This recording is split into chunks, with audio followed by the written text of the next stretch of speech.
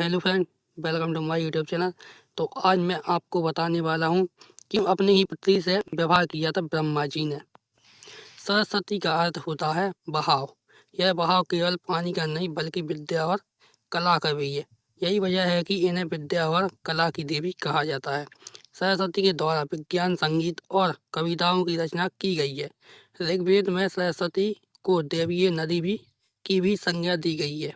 साथ ही इन्हें पवित्रता और उभरता की देवी कहा गया है। सरस्वती को अन्य नामों से भी पुकारा जाता है, जिसमें भागेश्वरी, शतरूपा, ब्राही, विदुदर, बकदेवी, विरज, शारदा आदि प्रमुख। हिंदू धर्म में से जुड़े पौराणिक इतिहास पर नजर डालें तो कई ऐसी कहानियां सुनने को मिल जाएंगी जिनसे अभी तक आमजन वाकिफ नहीं है। इतिहास होने की वजह से कुछ घटनाएं छूट जाती हैं तो कुछ नज़रअंदाज कर दी जाती हैं। इन्हीं कहानियों में से एक है सृष्टि के रचयिता ब्रह्मा का अपनी ही बेटी के साथ विवाह करने की घटना। यह बात तो हम सभी जानते हैं कि त्रिदेव के हाथों में ही इस सृष्टि की भागदौड़ समाहित है। ब्रह्मा के पास सृष्टि की रचना का दायित्व है तो विष्णु के पास संरक्षण का। वहीं देवों के देव कहे जाने महादेव को विनाश का जिम्मा सौंपा गया है। इसी विनाश के बाद फिर शुरू होता है सृजन का चक्र। ब्रह्मा का अपनी ही बेटी के साथ विवाह करने की इस घटना का उल्लेख सरस्वती पुराण में वर्णित है। सरस्वती पुराण के अनुसार सृष्टि की रचना करते समय ब्रह्मा ने सीधे अपने वीर से सरस्वती को जन्म दिया था। इसलिए ऐसा कहा जाता है कि सरस्वती की कोई माँ नहीं, केवल पिता ब्रह्मा थी। सरस्वती को विद्या की देवी कहा जाता है, लेकिन विद्या की यह देवी बेहद खूबसूरत और आकर्षक थी कि स्वयं ब्रह्मा भी सरस्वती के आकर्षण से खुद को बचाकर नहीं रख पाए और उन्हें अपनी अर्धांगिनी बनाने पर विचार करने लगे। सरस्वती ने अपने पिता की इस मनोभावना को भांपकर उनसे बचने के लिए चारों दिशाओं में छिपने का प्रयत्न किया, लेकिन उनका हर प्रयत्न बेकार साबित हुआ। इसलिए विवश होकर उन्हें अपने पिता के साथ विवाह करना पड़ा।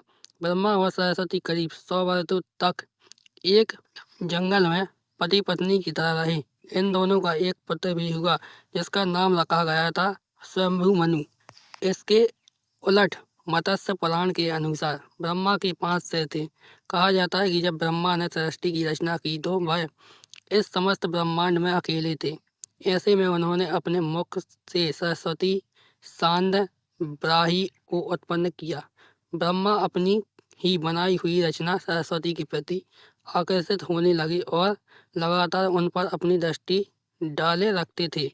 ब्रह्मा की दृष्टि से बचने के लिए सरस्वती चारों दिशाओं में छिपती रहीं, लेकिन वह उनसे नहीं बच पाई। इसलिए सरस्वती आकाश में जाकर छिप गईं, लेकिन अपने पंचवें सिर से ब्रह्मा ने उन्हें आकाश में भी खोज निकाला और उनसे सृष्टि की रचना में सहयोग करने का निवेदन किया। सरस्वती से विवाह करने के पश्चात सर्वप्रथम मनु का जन्म हुआ। ब्रह्मा और सरस्वती की यह संतान मनु को पृथ्वी पर जन्म लेने वाला पहला मानव कहा जाता है।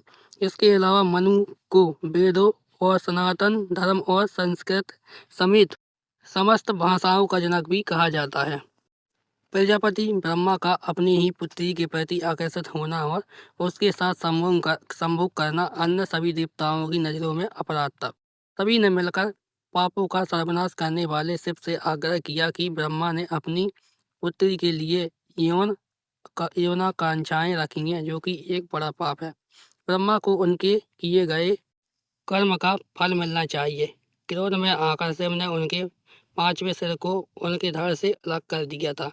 शिव पुराण के अनुसार ब्रह्मा के सर्वप्रथम 5 सिर थे, लेकिन जब अपने 5वें मुख से उन्होंने सरस्वती, जो कि उनकी पुत्री थी, को उनके साथ संभोग करने के लिए कहा तो क्रोधावश सरस्वती ने उनसे कहा कि तुम्हारा यह मुख हमेशा अपवित्र बातें ही करता है, जिसकी वजह से आप भी विपरीत ही सोचते हैं। इस घटना के बाद एक बार भगवान शिव अपनी अर्धांगिनी पार्वती को ढूंढते हुए ब्रह्मा के पास पहुंचे तो 5वें सिर को छोड़कर उनके अन्य सभी मुखों ने उनका अभिवादन किया, जबकि 5वें मुख ने अमंगल आवाज़ें निकालनी शुरू कर दी। इसी कारणवश क्रोध में आकर शिव ने ब्रह्मा की 5वें सिर को उनके धड़ से अलग कर दिया। अगर आपको मेरा वीडियो अच्छा लगा हो तो वीडियो को लाइक कीजिए, चैनल को सब्सक्राइब कीजिए और वीडियो को ज़्यादा से ज़्यादा शेयर कीजिए।